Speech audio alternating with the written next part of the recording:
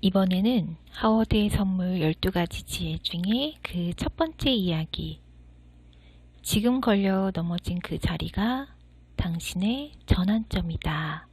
시작해 보겠습니다. 3월 중순의 금요일 오후, 나는 일과를 마치자마자 하워드를 찾아갔다.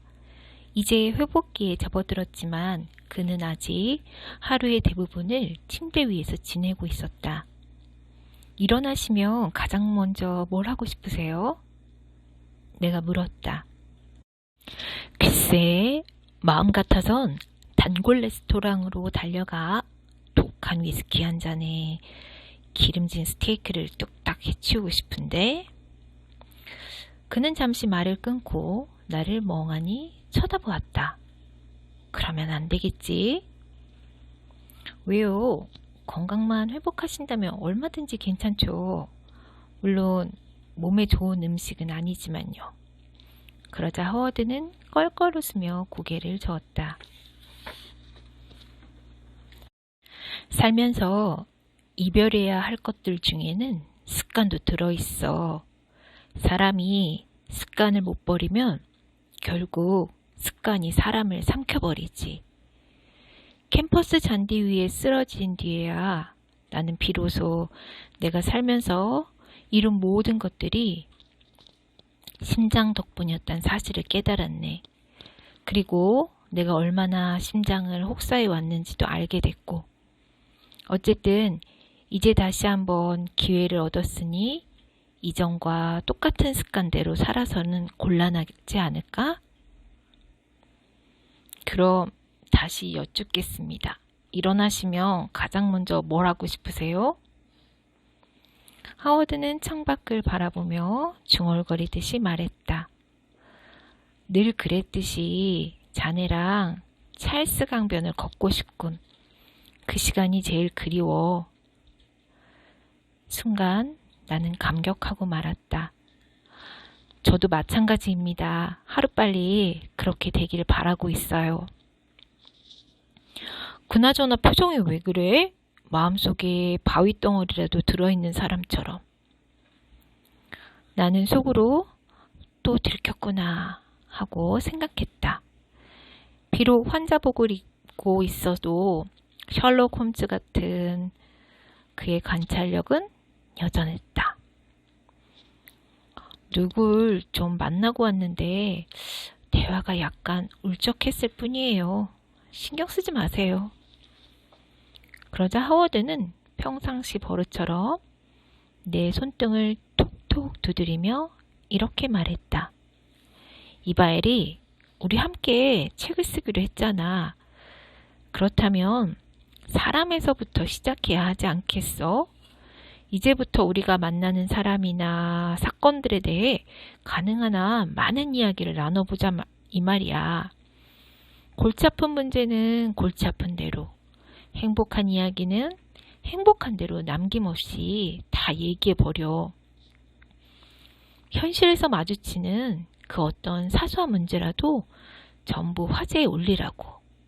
내가 침대에서 일어나면 가장 먼저 하고 싶은 일 중엔 사람을 다시 만나는 것도 들어있어. 사람을 다시 만나는 건 어떤 의미입니까? 쓰러지기 전에는 사람들과 대화할 때도 알게 모르게 이런 생각을 품고 있었던 것 같아. 오늘 미처 못 나눈 대화는 다음에 만나서 나누면 되겠지. 그러다 보니 나도 모르게 핵심적인 대화를 미루는 일이 잦았지. 하지만 이제는 그러지 않을 생각이야. 누굴 만나서 어떤 대화를 나누건 매 순간 충실하고 책임있는 대화가 필요해. 나는 하워드의 얼굴을 물끄러미 바라보다가 결국 오늘 있었던 이야기를 풀어놓기 시작했다. 미셸이라는 대학 후배가 있어요. 아주 창의적이고 성실한 친구죠. 그런데 얼마 전 미셸의 상사가 갑작스럽게 은퇴 발표를 하는 바람에 아주 심란해하고 있어요. 미셸한테는 우상 같은 분이었거든요. 하워드는 침대 등받이를 조금 더 세운 뒤 편안히 기대 앉았다. 그럼 우리 미셸은 어떻게 되는 건데? 마치 예전부터 그녀를 쭉 알았던 것처럼 하워드의 입에서는 너무도 자연스럽고 다정하게 미셸이란 이름이 흘러나왔다. 회사에서는 미셸이 속한 부서의 역할을 재검토하고 있답니다. 아마 조직을 재편할 것 같아요. 미셸은 그 회사에서 10년 가까이 일했고 자신의 업무 능력이 계속 발전할 수 있었던 것은 순전히 상사의 지원과 현명한 조언 덕분이라고 했다. 그렇게 믿고 의지하던 상사가 직장을 떠나게 되었으니 이제 자기 미래도 불확실하다더군요. 그렇군. 그래, 그렇겠지. 하워드의 얼굴에 호기심이 번지기 시작했다. 미셸은 정말 결단력 있고 자신감이 넘치는 친구예요. 하지만 이번엔 좀 당혹스러운 모양이더군요. 회사의 검토 과정이 얼마나 걸릴지, 조직을 개편한다면 어느 정도 규모가 될지, 또 본인한테는 어떤 영향이 미칠지 너무 불안해하고 있어요. 아무것도 하지 않고 마냥 기다리고만 있단 말인가? 그 매력적인 여성이? 예? 매력적인 건 맞는데 어떻게 하셨어요? 자네가 그토록 마음 쓰는 걸 보면 외모든 내면이든 꽤 매력적이겠구나. 한번 넘겨짚어 본 거야. 나는 웃으며 고개를 끄덕였다. 그의 말대로 미셸은 부서가 어떻게 재편될지 가만히 지켜보기로 했다. 조직이 재편된 다음 자신에게 어떤 기회가 주어지는지 파악한 뒤에 행동을 결정하겠다는 것이었다. 사실 미셸은 조직이 재편된 뒤 자신의 역할이나 권한이 대폭 축소될지 아니면 회사 내에서 다른 부서로 이동하게 될지 그도 아니면 뜻밖의 승진으로 거물이 될지 전혀 알 수가 없다고 했다. 확실한 사실은 이미 회사에 10년을 쏟아부었다는 것. 그리고 지금은 전반적으로 경기가 좋지 않다는 것이었다. 그래서 미셸은 어떤 선택도 하지 않은 채 가장 좋은 방향으로 일이 풀리기를 바라고만 있었다. 그때 갑자기 하워드가 고개를 가로줬더니 못마땅하다는 듯 중얼거렸다. 좋은 기회를 낭비하고 있구만. 예? 미셸의 문제가 뭔지 모르겠나? 눈앞에 떡 차려진 기회를 전혀 알아채지 못한다는 거야. 그는 사람들이 문제라고 인식하는 것에서 기회를 발견하곤 했는데 이번에도 그랬다. 사실 미셸이 가만히 앉아 상황을 예의주시하겠다고 했을 때 모두가 지지했지만 하워드의 생각은 달랐다. 지금 미셸은 누군가가 자기 운명을 결정해 주기만 기다리고 있어. 자기 앞에 선물이 주어졌다는 사실도 모르고. 선물이라뇨. 전환점이라는 선물. 하워드는 잔기침을 하더니 말을 이어갔다. 미셸한테는 부서가 없어지고 운영이 중지된 지금이야말로 바로 전환점이야. 그러니 미셸은 마음속으로 자기가 무엇을 원하는지 생각해보고 그걸 이룰 수 있는 방향으로 상황을 바꿔야 해. 주도적으로. 나는 하워드의 이야기에 좀 더 집중하려고 간이 의자를 쓱 당겨 앉았다. 전환점이란 뭘까? 그건 단지 살짝 변화만 주는 그런 차원이 아니야. 지금까지 달려온 것과는 전혀 다른 쪽으로 완전히 방향을 틀어야 할 지점이지. 하워드는 잠시 말을 멈추고는 누군가 머리맡에 올려놓은 싱싱한 사과를 집어들었다. 그러고는 내게 건네주며 반으로 잘라달라는 신용을 했다. 나는 사과를 반으로 뚝 잘라 하워드에게 한쪽을 내밀었다. 그는 마치 생전 처음 보는 양 사과 속의 씨를 뚫어지게 들여다보며 말했다. 정말 신비롭지? 이렇게 작고 보잘것없는 씨앗 속에 사과나무가 될 잠재력이 들어있잖아. 전환점도 마찬가지야. 그 속에는 우리의 숨은 능력을 이끌어낼 수 있는 엄청난 잠재적 동기부여 에너지가 들어있어. 물론 그것이 전환점이라는 사실을 모르고 지나친다면 아무 소용이 없을 테지. 그러니까 전환점이란 지금까지와는 전혀 다른 방식으로 생각해보라는 일종의 신호인 셈이야. 그것을 적극적으로 활용하는 사람에게는 마법과도 같은 선물이지. 잠재적 동기부여 에너지요? 나는 틈만 나면 그가 자기만의 언어, 즉 하워드어를 사용한다며 놀리곤 했었다. 잠재적 동기부여 에너지 역시 전형적인 하워드 언어라고 하자 그는 웃음을 터뜨렸다. 그럼 이렇게 표현해보면 어떨까? 잠재적 동기부여 에너지란 이전에는 해본 적 없는 행동을 과감히 할 수 있게끔 박차를 가하는 힘이라고? 그러니까 쉽게 말해서 우물쭈물 하지 말고 어서 그걸 해! 라며 엉덩이를 걷어찬다 이 말이죠. 하워드는 고개를 끄덕이더니 문득 적절한 예가 생각났는지 입술을 튀기며 말했다. 1970년에 우주에서 이런 일이 있었어. 아폴로 13호가 지구와 달 중간 지점쯤 갔을 때였을 거야. 그런데 그만 산소 탱크가 폭발하는 바람에 동력을 거의 상실하고 말았지. 속도를 줄여야 할 판이었는데 그러면 또 연료가 부족해서 지구로 되돌아올 수 없는 상황이었어. 자, 그래서 우주 비행사들이 어떤 결정을 내렸을까? 글쎄요, 그때 저는 아직 콜리계였거든요. 달에 인력을 이용하기로 했지. 우선 달을 한 바퀴 돌고 중력이 주는 가속도에다 엔진을 한 차례 강하게 가동시킨 힘까지 더한 거야. 말하자면 새총을 쏘듯이 착륙선을 날려서 지구로 되돌아온 셈이지.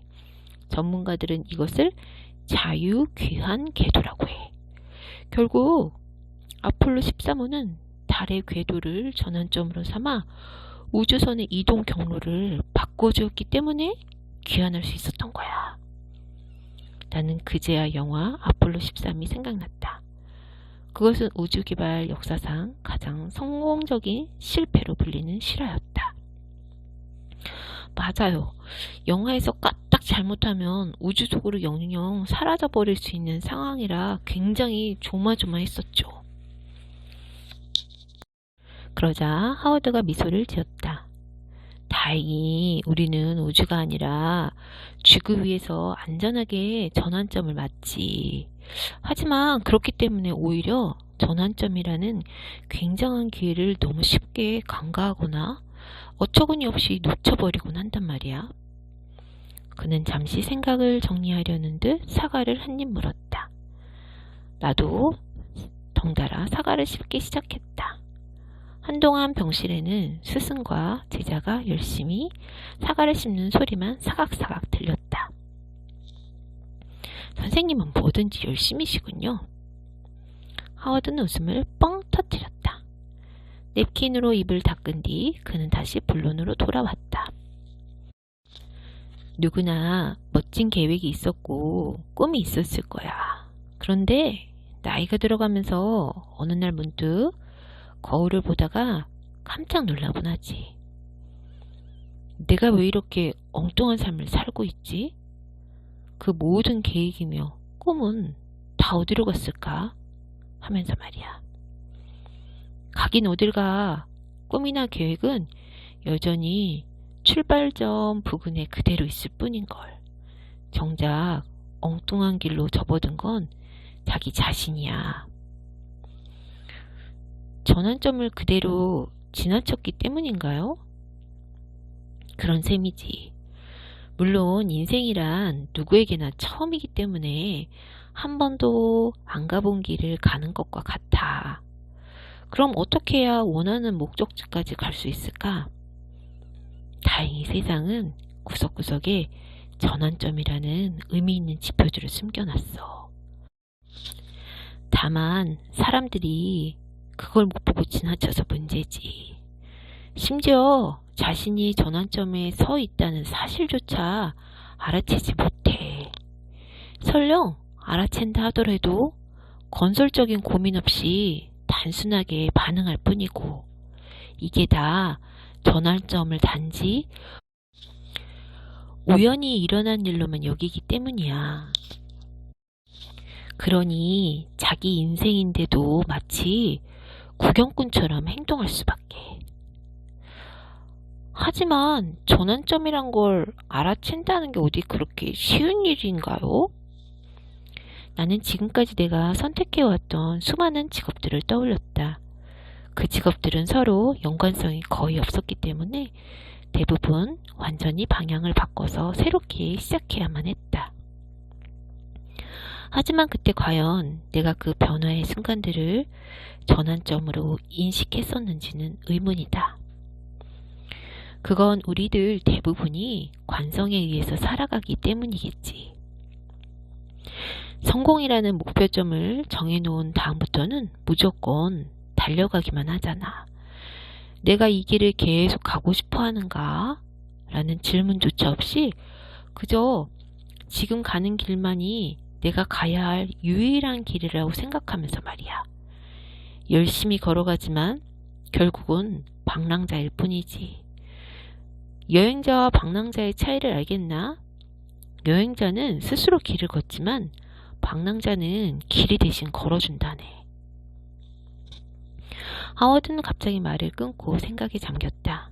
그는 활기차게 대화하다가 이렇게 침묵하는 습관이 있었다. 그것은 자기가 한 말을 스스로 점검하는 시간이기도 했다. 선생님, 전환점 이야기 말입니다. 혹시 경험에서 나온 건가요? 하워드는 이런 짓궂은 녀석을 봤나 하는 표정을 지었다. 그리고 잠시 과거를 회상하는 듯 시선을 허공에 두고는 이렇게 말했다. 그래, 좋은 경험도 있었고 나쁜 경험도 있었지. 내 경우에는 첫 아내와의 이혼이 가장 중요한 전환점이었던 것 같다. 이혼 이야기가 나오는 순간 아차 싶었다. 하지만 하워드의 표정은 잔잔했다. 이혼이란 단지 한 사람과 헤어지는 게 아니라 삶의 한 시기와 작별하는 거야. 그래서 굉장히 고통스럽지. 하지만 몇 년 지나 곰곰이 생각해보니 그 고통스러운 시기가 바로 전환점이었어. 그 전환점이 있었기에 나는 비로소 정말로 어떤 삶을 살고 싶은가 라는 질문을 할 수 있었지. 나는 하워드의 상념이 잠시 과거를 맴돌 수 있도록 얌전히 침묵을 지켰다. 곧이어 하워드는 다시 미셸 이야기로 돌아왔다. 미셸이 곁에 있다면 이렇게 말해주고 싶군. 수십 년간 기업을 관찰해왔지만 조직은 현재 상황을 바꿔야 할 필요성을 느끼지 않는 한 부서 전체를 개편하는 경우는 거의 없다고 말이야. 미셸은 지금 전환점에 서 있어. 좋든 싫든 미셸의 미래는 지금껏 생각해왔던 것과는 다른 모습일 거야. 다만 앞으로 벌어질 일에 아무런 대처를 하지 않거나 그저 단순하게만 반응한다면 많은 걸 잃을 수도 있어. 하워드는 미래를 추측만 하는 것은 스스로 만들어가는 것에 비해 아주 형편없는 행동이라고 덧붙였다. 만일 미셸이 계속해서 수동적인 자세만 취한다면 눈앞에 놓인 가능성과 도전의 기회를 놓치고 말 거라는 얘기였다. 전환점은 기회의 덩어리이긴 하지만 오래 기다려주진 않아. 폭주기관차처럼 돌진해왔다가 번개처럼 멀어지지. 기관차를 놓치지 않으려면 그것이 전환점이라는 사실을 직시하고 재빨리 올라타야 해. 그럼 이제 미셸은 인생 시나리오를 새로 짜야겠네요. 빙고. 하워드가 장난스러운 표정을 지으며 대답했다. 무엇보다 전환점을 인식하는 게 그 첫 단계야. 미셸을 보거들랑 앞으로 일어날 수 있는 수많은 상황들을 생각해보고 그 중에서 가장 원하는 것을 선택하라고 말해주게. 예, 꼭 그럴게요. 이제는 하워드와 미셸이 마치 할아버지와 손녀처럼 가까운 사이로 느껴졌다. 그때 간호사가 들어와 하워드의 체온을 잰 뒤 이제 좀 쉬세요 라고 말했다. 에리, 내가 얼마나 여기서 나가고 싶어 하는지 이제 알겠지? 하워드가 익살스럽게 말했다. 물론이죠. 하지만 완쾌되실 때까지는 절대 안 됩니다. 나는 아직 대화가 덜 끝났다며 아쉬워하는 하워드에게 작별 인사를 하고 병실을 나왔다. 나는 각적 빨리 미셸을 만나 하워드와 나눈 이야기를 해줄 생각이었다. 하지만 서로 시간이 맞지 않은 탓에 약속 날짜는 거의 보름 뒤로 미뤄졌다. 그 사이 나는 출장을 2차례나 다녀와야 해서 하워드를 만날 시간마저 없었다. 보스턴을 떠나 있는 동안 안부삼아 하워드에게 전화를 걸었다. 그런데 그는 전화를 받자마자 마치 방금 전에 하던 이야기를 마저 해야겠다는 듯이 미셸 이야기부터 꺼냈다. 가벼운 마음으로 전화를 걸었던 나는 결국 호텔 소파에 푹 기대앉아 본격적인 대화를 시작하게 되었다. 미셸은 회사의 결정을 기다리는 대신에 부서를 재편하는 과정과 앞으로 맡게 될 역할에 대해 자기 목소리를 내야 해. 이를테면 회사와 자신의 경력 모두에 도움되는 아이디어를 제안한다든가 하면서 적극적으로 대화에 참여해야겠지. 적어도 결정권을 가진 사람에게 자신의 강점이 무엇이고 자신이 원하는 경력 개발의 방향은 무엇이며 또 이것이 재편된 조직에 어떻게 부합할지 확실히 알려줘야 해. 하워드가 말했다. 나는 행여 회사에서 미셸을 마치 출세 사다리에 오르기 위해 아등바등하는 출세 지향적인 젊은이로 여기거나 그녀의 행동을 도가 지나치다고 생각하진 않을까 염려했다. 내 마음을 읽은 듯 하워드는 이렇게 말했다. 적극적인 행동에는 늘 위험부담이 따른다는 걸 인정해야지. 미셸의 제안이 전부 옳아야 할 필요는 없어. 이건 옳고 그른 차원이 아니라 미셸이 자기 목소리를 내느냐 마느냐의 문제야. 물론 충분히 심사숙고할 필요는 있지. 단 미셸의 제안은 승진이나 연봉 인상 같은 개인적인 의도가 숨겨져 있지 않은 객관적인 의견이어야 해. 이건 어디까지나 회사의 합리적인 선택을 위한 제안이니까. 만약 회사에서 미셸한테 고맙지만 자네 의견은 그다지 관심이 없네 라고 하면요? 그것도 큰 수확이지. 회사와 미셸 본인의 관계에 대한 많은 정보를 얻게 되는 셈이니까. 만일 회사에서 그렇게 말한다면 그건 미셸이 생각보다 회사에 대해 잘 모르고 있거나 아니면 회사에서 미셸을 생각만큼 높이 평가하지 않는다는 뜻이겠지. 둘 중 어떤 경우라도 미셸은 중요한 정보를 얻게 되는 셈이야. 타당한 얘기였다. 회사의 반응이 긍정적이냐 부정적이냐 하는 문제는 지금 당장 크게 상관할 바가 아니었다. 중요한 것은 회사의 반응으로부터 새로운 정보를 얻는 것이다. 그것은 아무런 정보 없이 소극적인 자세로 기다리는 것보다 훨씬 낫다. 새로 얻은 정보는 결국 미셸의 시야를 넓혀줄 것이다. 전환점을 인식할 수만 있다면 앞으로 변화의 파도가 어느 방향으로 부서질지도 추측할 수 있게 될 거야. 그러니 과감하게 뛰어들라고 하게 벌떡 일어나 행동하라고 말이야. 행동하지 않으면 무조건 지는 거야. 기회라는 소중한 선물을 덥석 끌어안아야만 해. 갑자기 막막해졌다. 지금까지 하워드와 나눈 이야기를 미셸에게 어떻게 설명해야 할지 난감해진 것이다. 내가 머뭇거리자 하워드는 마치 최전방 사령관처럼 소리쳤다. 그냥 얘기해. 선생님, 진정하세요. 저 때문에 제대로 쉬지도 못하시는 것 같아 염려됩니다. 난 괜찮아. 이제나 저제나 태어날 날만 손꼽아 기다리고 있지. 나는 전화를 끊고 탁자 앞에 앉아 방금 나눴던 이야기들을 간략하게 메모했다. 그러다 문득 지금 하워드의 주된 관심이 미셸이라는 얼굴도 모르는 한 여자의 전환점에 가 있다는 사실이 새삼 신기하게 느껴졌다. 날마다 수백 명의 제자들 앞에서 몇 시간씩 강의를 하던 양반이 하루 종일 병실에 갇혀 있어야 하니 얼마나 답답할까. 그러니 이렇게 전화로라도 에너지를 쏟아야 했을 것이다. 며칠 뒤 출장지에서 돌아오자마자 나는 하워드에게 전화를 걸어 안부부터 물었다. 그는 수화기 저편에서 큰 소리로 껄껄 웃으며 이렇게 말했다. 에리, 이제 하루 1시간씩 산책을 할 수 있어. 물론 지팡이에게 신세 좀 져야 하지만. 나는 속으로 지팡이를 짚고 서 있는 하워드의 모습을 그려보았다. 영락없는 요다의 모습이 떠올랐다. 자네가 무슨 생각을 하는지 알아. 그래, 지금 나도 거울에 비친 요다를 보고 있네. 우리는 폭소를 터뜨렸다.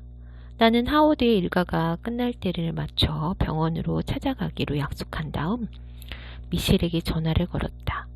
하워드를 만나기 전에 먼저 그녀와 이야기를 나눌 생각이었다. 4월의 하버드 캠퍼스는 아직 바람이 쌀쌀했다.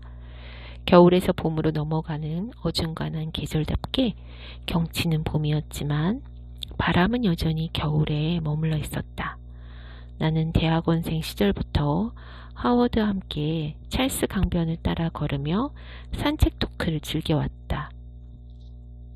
그 시간은 우리에게 지적 힐링 타임이자 일상으로부터의 탈출구와도 같았다. 하지만 오늘은 하워드 대신 미셸과 그 길을 걷고 있다. 에릭, 오늘 이야기 정말 고마웠어요. 솔직히 지금 내가 처한 상황이 전환점이라는 사실을 알게 된 것만으로도 힘이 돼요. 미셸이 말했다. 나도 그래. 전환점이란 건 잠시 멈춰서서 자신을 되돌아보며 스스로에게 이 길을 계속 가고 싶은가? 아니면 방향을 바꿔야 할 때인가? 라고 물을 수 있는 절호의 기회인 것 같아.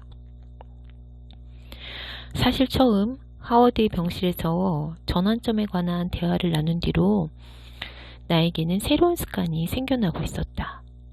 과거에 내가 만났던 사람들의 이야기, 그리고 내가 직접 경험한 일들을 다시 떠올리며 그것을 전환점 차원에서 재해석해 보곤 하는 것이다. 그리고 대부분의 전환점들이 크게 3가지 유형으로 다가온다는 사실을 발견했다. 나는 그것을 각각 우호적 전환점, 적대적 전환점, 중립적 전환점이라고 부르기로 했다. 우호적 전환점은 말 그대로 고맙고 반가운 상황이겠지. 이를테면 원치 않는 일이나 경력에 별 도움도 안 되는 일을 계속 해나가고 있을 때 이봐, 이제 더 이상 그럴 필요가 없어 라고 깨우쳐주는 사건들 말이야. 미셸은 잠자코 듣기만 했다. 내 이야기와 자신의 상황을 대입해보고 있는 눈치였다. 잠시 후 그녀가 입을 열었다. 혹시 지금 하고 있는 일에서 새로운 가능성을 발견하거나 자기 안에 있는 잠재력을 확신하게 해주는 경험들도 이에 해당되지 않을까 싶어요.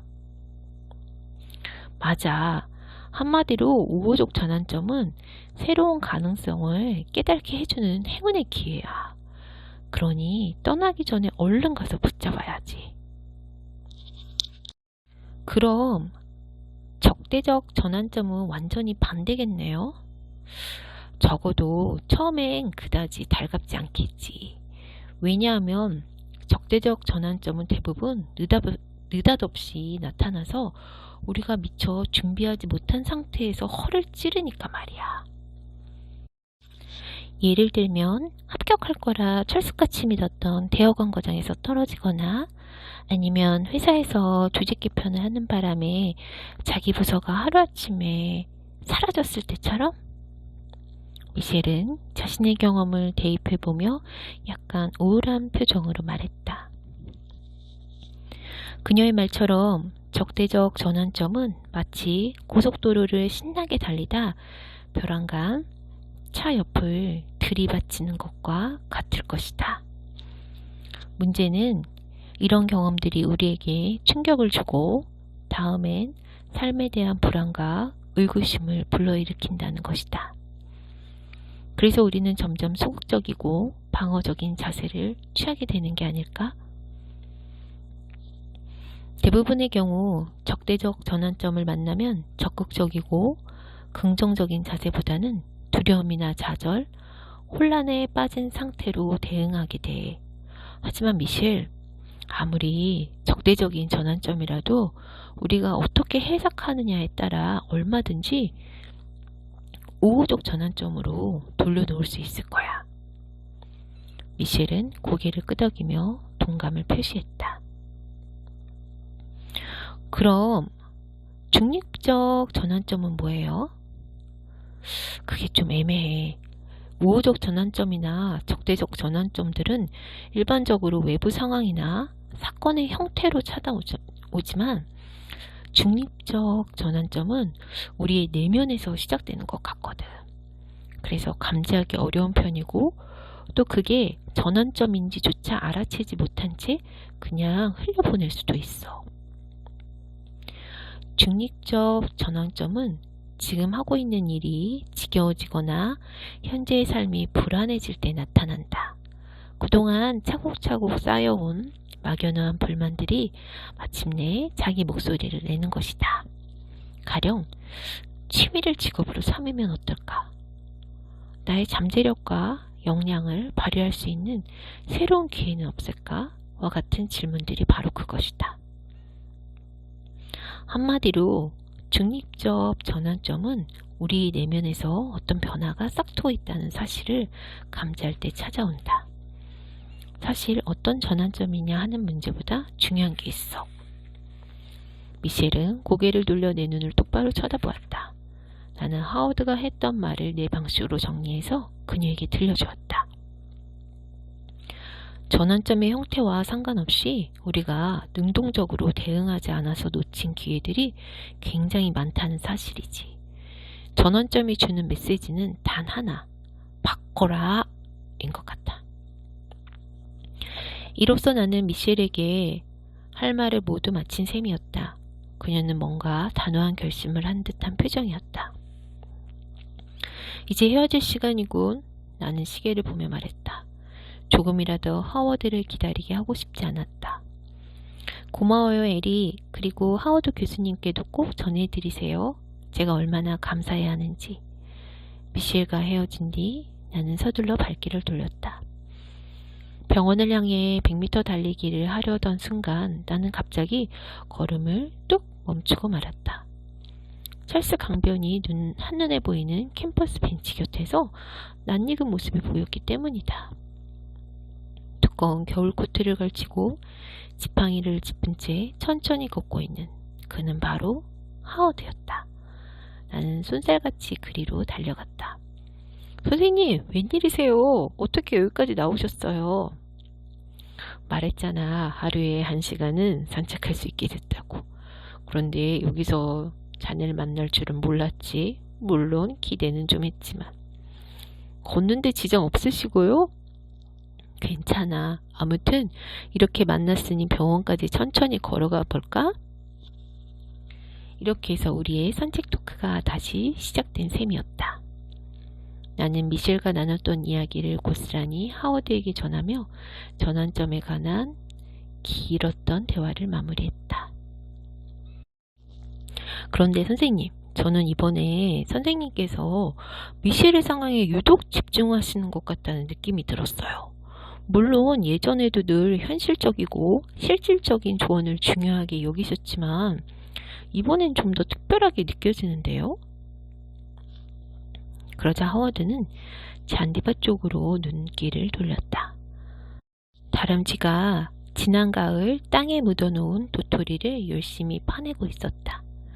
그는 다람쥐를 물끄러미 바라보며 말했다. 타인을 생각하는 자세가 좀 바뀌었다고나 할까?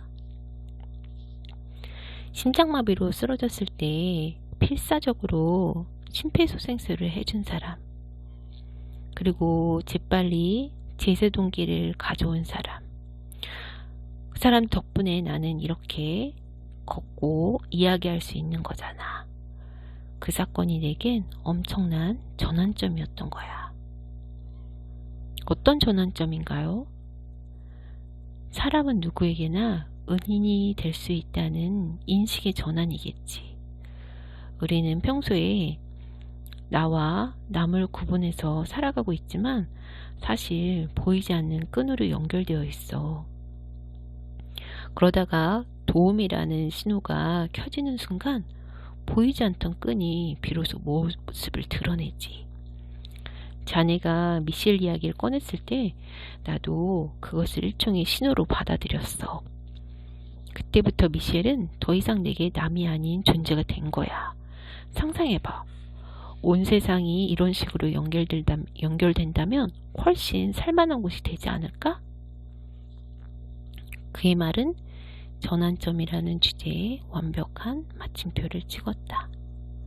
그로부터 일주일 뒤 하워드는 퇴원했고 이튿날 다시 강의실로 복귀했다.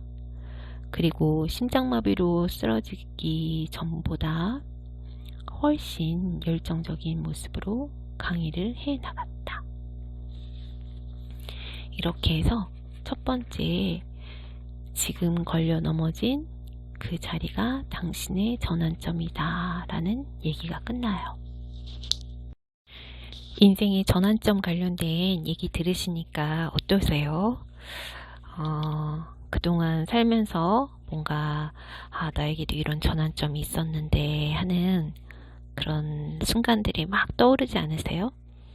저는 그랬어요. 그래서 이게 저도 직장생활 한 20년 하고 그리고 아이도 지금 20살, 10살 이렇게 결혼생활 한 지도 30년, 이제 30년이 된 건 아니지만 엄마로서는 경력으로 따지면 30년 정도 되잖아요. 이런 순간순간에 많은 이 전환점들이 있었던 것 같아요. 큰 전환점, 그리고 그 전환점들이 내가 결정하는데 이 안 가본 길에 대한 후회가 남을까봐. 그런데 우선 선택한 길에 대해서는 이 길이 내가 선택한 길이니 더 낫게 좋게 가야겠다라는 생각으로 했던 것 같아요. 그래서 나중에 돌이켜보면 잘한 길인 것 같고, 그리고 그렇게 했기 때문에 또 다른 삶을 살았던, 그리고 좀 더 이렇게 뭔가 에너지가 더 새로운 에너지가 충전되는 그런 삶들이 계속 이어지고 있었던 것 같아요.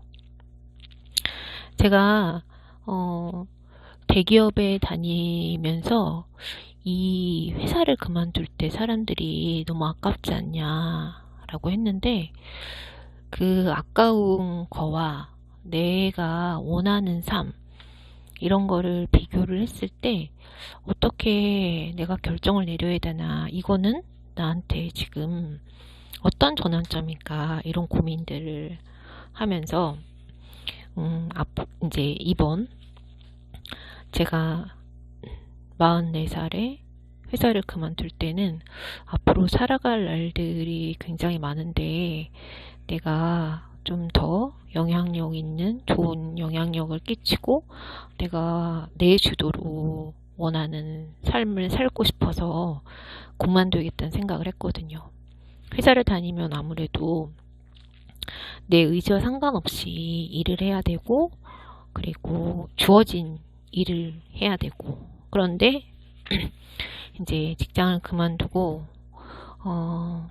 내가 내 하루를 정말 설계하면서 살아가는 그런 생활들을 하고 싶어서 그만뒀는데 그러다 보니까 지금 이렇게 유튜브도 하게 되고 그래서 이 유튜브로 인해서 또 연결된 사람도 있고 그리고 제 친구도 울산에 살고 있는 친구인데 지금도 열심히 굉장히 자기 일을 많이 하고 있는데 저랑 이런 열정적인 거에 대해서 많이 통해요.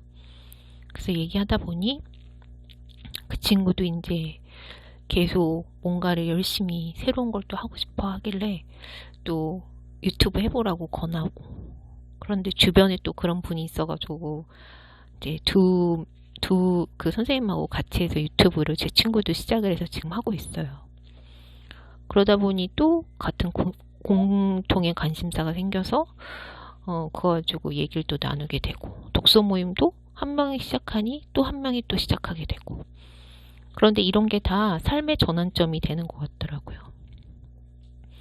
그래서 이 전환점들을 어떻게 내 삶에 더 긍정적으로 발전적인 삶으로 만들 것인가 그게 중요한 것 같고 이 책에 그 영국 속담이 나와요.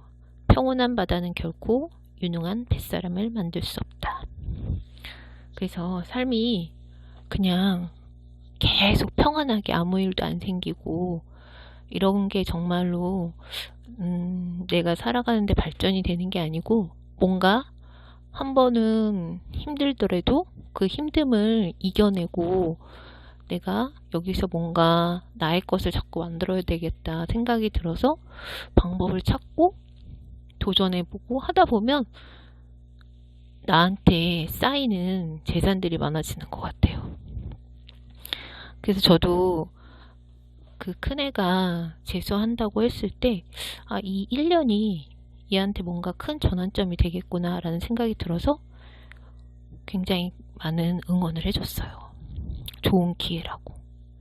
그래서 여기에 이 전환점이 선물이 된다라는 말 그래서 자기가 그걸 선물로 받아들일 수 있는 그런 생각의 전환을 긍정적인 전환을 빨리빨리 할 수 있는 그런 훈련, 연습이 필요한 것 같아요. 근데 그런 게 이제 이런 책을 읽으면 그런 생각들이 잘 훈련이 되는 것 같아요.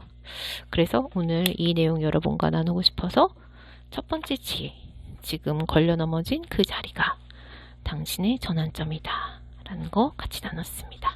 그럼 다음 시간에 또 이어서 할게요. 감사합니다.